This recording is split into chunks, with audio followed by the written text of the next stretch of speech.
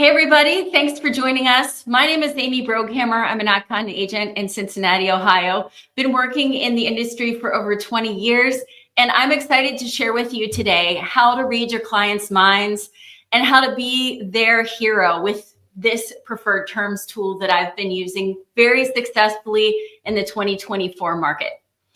All right, let's get down to it.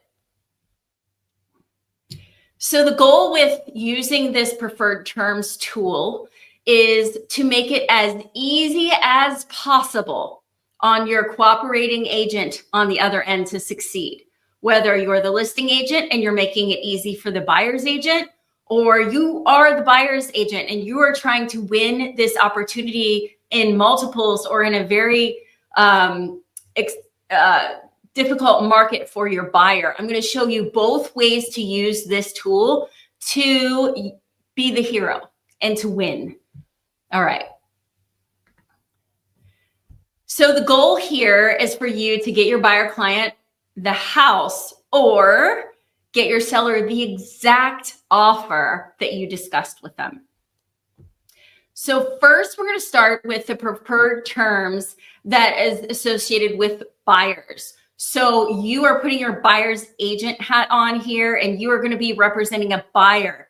And, depending on your market, the time of year, the price point that you're looking in, sometimes it's more competitive than others. And I understand that. I am still in a very competitive market where multiple offers are coming in and homes are selling in 1 or 2 days. Even if you're not in that competitive market, you can still use these tools to build amazing rapport with the other agent on the other side to make the whole process go smoothly and easily and be a hero to your buyer. And I think when you're a hero to your buyer, you're going to be able to get more buyer opportunities from their friends and family as a result. So as we are taught in our training, I always recommend that you treat everyone the same. I would highly recommend that you use this tool for every single buyer, no matter if you're in a competitive market or not. So here's what we're looking for when we're using this preferred terms worksheet. And you're going to get a copy of this worksheet. This is a worksheet that I created based on, I live in Cincinnati, Ohio, so the Cincinnati, Ohio purchase agreement. And it follows right along with the purchase agreement, okay? So you're going to get a copy of this. So the purpose of making a call with this worksheet to the buyer's agent or to the listing agent. So you're the buyer's agent, and you're going to pull out this worksheet and you're going to make a call to the listing agent, and you're going to ask these questions. Okay. This builds rapport with the listing agent. If you don't already know them, this allows you to kind of meet them and become friends with them and help them make this crazy time easier, right? Because they're probably stressed or getting ready to be stressed when showing start or that kind of thing. Let them know when you call them that your goal is to write an offer that can be accepted. And you have a list of questions to make sure that you have everything in the contract right the first time, and frankly, the way the seller wants, right? We always joke that we want to give the seller a blank contract and tell them to fill it in, right? And then your buyers would accept it. Everybody makes a joke about that. That's literally what we're doing here. We're calling the agent to find out the terms that the seller is requesting so that your buyer can come to terms with that mentally, be prepared for what that means, and then write that in the offer and then get the house, because they're going to be presenting an offer that's going to be exactly what the seller is looking for. And they're going to think that you read their mind, but actually what you did was your job, and you called the agent and you had a conversation with them about the terms. Okay. So a lot of times when you make this phone call, they won't have all of the information that you're asking. Okay. So when I look at this list, it's going to say, what are the inclusions and exclusions, for example? And we write those out individually in our contract. Sometimes they're like, I don't know if the bar stools are staying or if, the basement refrigerator is going to stay. I need to check with them. And so I just say, would you mind if I put a star by this one and follow up with you on text afterwards? And they're like, that's great, right? Sometimes they haven't yet discussed some of these terms with their clients, and they are super grateful that you're bringing this stuff up so that they can prepare their clients for this before it goes on the market and before offers start coming in. So for example, on that one, things like, do you need an extended occupancy, or what does your ideal closing date look like? Sometimes those are not the same date, and we have to figure out what works for them. Knowing that before we write the offer puts that date in there correctly versus having them have to counter offer with a different date. Leaves it open, gives more time for somebody to come in there, right? We don't want that. We want to make it perfect the first time. So let them know that you appreciate that they are getting you this information and sharing this. And a lot of times, again, because you're causing the conversation, you're adding value as you're the lister, as the buyer's agent to that listing agent. Like, oh, I'm so glad Amy called to make sure of these terms, which I haven't even talked to my client about yet. And I will tell you, about half the time, they haven't discussed these things yet. And they will be so grateful that they have, and they will either call me back or they will give me permission to text them, right? Tell them you want what they want so they don't change it later, and you put you in multiples, because that causes the price to go up, right? So a lot of times when I ask these questions, the listing agent will be like, well, we think blah, blah, blah. And then she makes it seem like we're negotiating. And I'm like, I'm not going to dispute what you're saying. I just want to know what the seller wants, and I'm going to write that down. That's totally fine with me, right? And they're like, oh, really? Yeah. This is like me giving you the blank contract for you to fill out. That's what that's like. They're going to, in the process of asking these like maybe 20 questions that you need to know to fill in the contract, they're going to give you additional information. Okay. They're going to give you information that you don't ask about, but you're like a detective problem solver for your buyers, and you need to absorb all the stuff that they tell you, because you might have an opportunity to use that to your buyer's advantage. And there's a notes section where you want to put that information, but they're going to tell you things you don't ask that could help you in your negotiation. Like, this is a divorce situation, or they may say they've already bought another home, or they haven't bought another home yet, and then you can make occupancy work to their benefit if you know those things, if they want a really fast sale or if they want longer in the house. They're going to tell you like maybe what the seller is worried about, so that you can be a hero and craft an offer that they benefit from and your buyer benefits from. So that's really the goal of this, using this worksheet, is to create a friend in that other agent and let that other agent know that you're doing this to help them. I will tell you, I have been using this form for 2 years. And there's an agent, a guy in my community that I have sold 5 or 6 houses with over that time span. And he told me the other day when I called him to do this, he said, I always like answering the phone when you call, because I'm hoping that you're asking me those questions that you ask every time, because I know I'm getting an offer from you and I know it's going to be perfect when you give it to me, right? That's reputation. And that's a relationship with those local agents that you're working with. And even if you don't have a repeat relationship with these agents, you're creating a great relationship by making this call and by engaging them in conversation and being empathetic where they're having trouble or worried about getting overwhelmed and things like that when the market gets kind of crazy. All right, so what does this preferred term sheet look like? Again, you're getting a copy of this, and due to time constraints that we have with this recording, I am not going to go through each individual term, but what I will tell you is you need to go through your contract and write your own list, kind of like I did. And so you're going to want to know at the top, I just ask, are you willing to accept love letters? How do you feel about escalation clauses? A lot of agents will say yes or no to those. Are you giving a warranty? Do you want my lender to call you? Is your client willing to negotiate on fees and compensation? Ask about the closing, the occupancy, ask about rent back. I ask, do you want to use a post-occupancy agreement and have that in place? Inclusions and exclusions. Ask about financing. Maybe use this as an opportunity to tell them what your client's financing is. Discuss an appraisal gap. Loan application days, make sure they're okay with those. Loan commitment days, make sure they're okay with those. Talk about earnest money, see what they feel like about that, like whatever that is. See if their clients are expecting to do inspections or repairs or how they feel about that. So you can feel that out for your clients to see if that's an option. If there's any HOA documentation or rules, get those now before you write the offer, and see if you can't grab those before you get into a contract. What are their rules for submitting an offer? How long should you leave it open?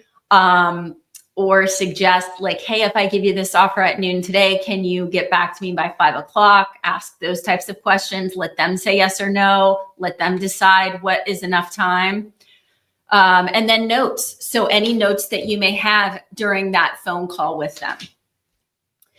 This is a copy of a call that I made to a listing agent when I was on vacation. And I had this worksheet on my phone so I could see like what the questions were. And then I wrote everything in here. And so as you can see at the top, there's a divorce. The wife has already bought a house. We talked about an appraisal gap down here. I wrote their names in here. I understand that they want the offers by 10 a.m. You know, all of the information that I need. Had a really great conversation with the agent. And those are some information that I gather on that. So ultimately, in terms of the buyer side of the preferred term sheet tool, with a combination of this information and preparing your buyer to write an offer with a good offer coaching session, which is also something I do proactively, you will increase your rate of success with offers exponentially. Okay. So preparing your buyer to make a good offer takes a little bit of time up front, and you have to go through these terms with them. What I'll tell you is in the last 12 offers or 12 buyers that I've had, my buyer got their first offer accepted 10 of those 12 times. The other 2 got the second offer accepted. Okay, pretty substantial. What I will say about those 12 offers is more than half of them, they were all competitive. Okay, they were all more than one offer. And more than half of them got the house without being the highest bidder. What that says is the relationship with the agents trusting each other and knowing the competency of each other and the thoroughness of their questions and the quality of the offer sometimes wins the deal over more money. And that's really amazing for your buyer to realize that if we're putting together a quality offer, sometimes you don't have to be the highest bidder, especially if you can't be the highest bidder. Okay. So this is all in the buyer's best interest to get them what they want, which is the property. All right. So switching over to preferred term sheet for the seller. Okay. So now we're going to put on our listing agent hat, and we're going to look at this preferred terms document that you're getting with the bonus information. Okay. So now we have the listing, and we are about ready to be bombarded with showings, phone calls, text messages, questions, every single possible thing that happens the day that you list a house. It's insanity. And our goal is to make this as easy as possible for the buyer and the buyer's agent to get the information that they need in order to make a educated offer. Okay. So this is how I have been handling listings for the last, probably since 2020. A little bit before 2020, I started using this preferred term sheet. So what I do is I create a preferred term sheet for each listing and I attach it to the MLS and I make a note that there is a preferred term sheet attached for you to use. The reason why I like this is because I want it to be fair for every single buyer out there. Fair for everyone, okay? That's really important to me. This document will help you in providing all the exact same information to everyone at the exact same time, making it the most fair it can possibly be. Okay? So as long as they are using the attachments in the MLS to get this information, I also include it in the showing time email that goes out to confirm the showing. I include this preferred term sheet with that. So make sure you don't, this helps you make sure you don't forget about some key terms with one agent and not with another. Like, you know, you're driving around or you're doing a million things and you forget to tell them that, oh, they can't close until 2025 due to a tax reason or something. But you want to be able to tell that to every person and make it fair for everyone. This allows the buyer's agent to take this page and show it to their buyer. Because sometimes those buyer's agents, they need help keeping their buyers' offers fair and reasonable in this crazy market. So they can share this with buyers. I've gotten a lot of great feedback at the closing table on my listings where buyers have said, thanks so much for putting that preferred term sheet together. That helped us, and I wish everyone did that. We wrote 5 or 6 offers before we bought your house, and you told us exactly what we needed to do. That's what value this brings. It creates a productive conversation around anything that should be discussed in advance of an offer. Okay. So if a buyer's agent sees this, I welcome them to call me.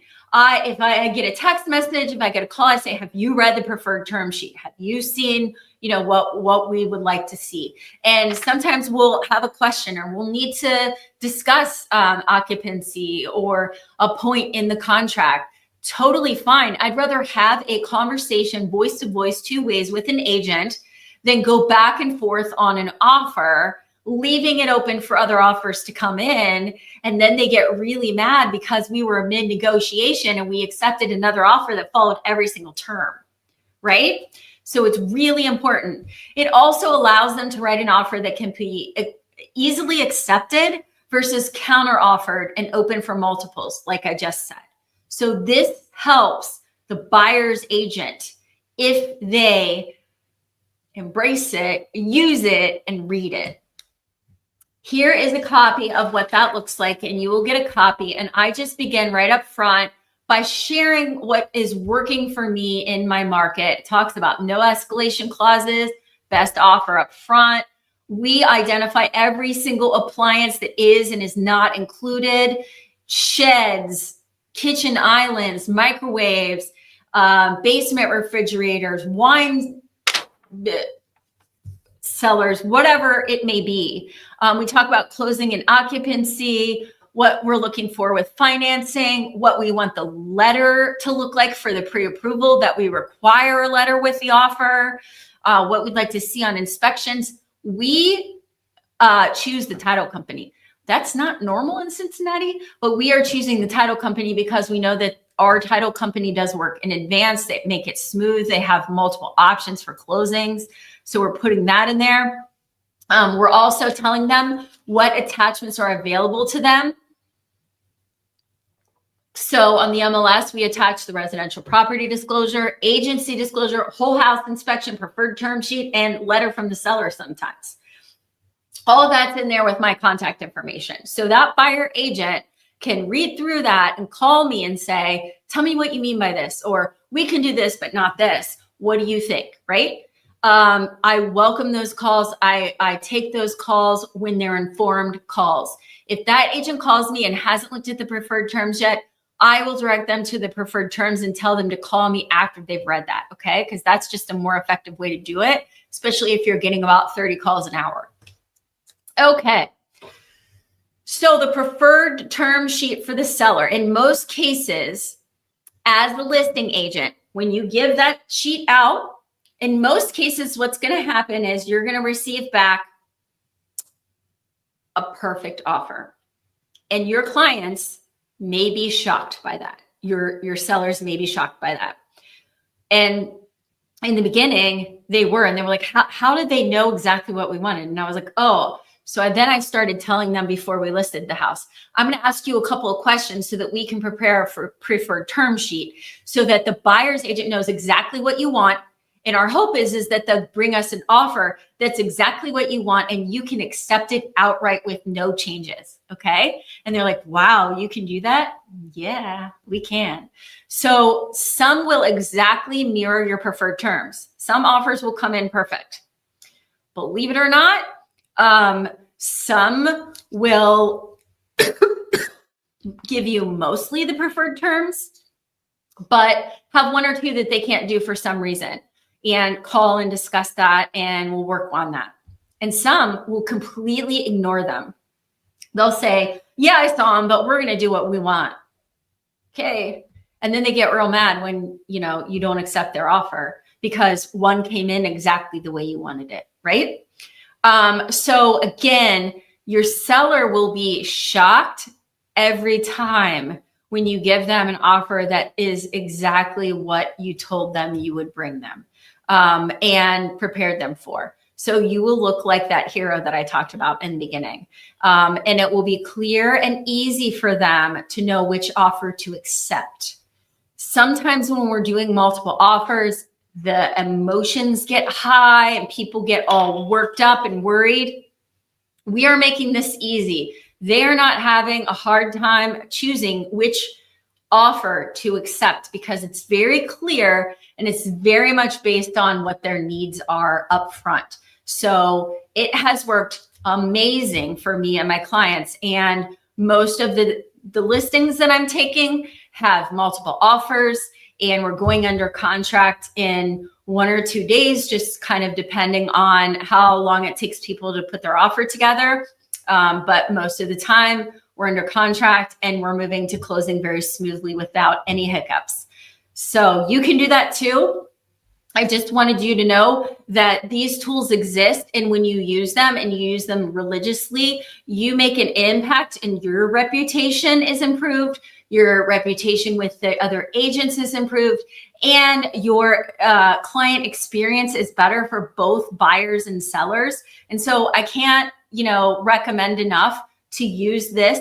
It does take time. You have to invest that time before you make the offer. But I promise you, if you invest that time, you'll probably get that house and you won't be writing 4 and 5 other offers. You'll do it one time and you'll get the house, maybe twice and you'll get the house. But what I don't want to happen is for you to write 5 and 6 offers and never take the time to make this call. You can make such a huge impact, right?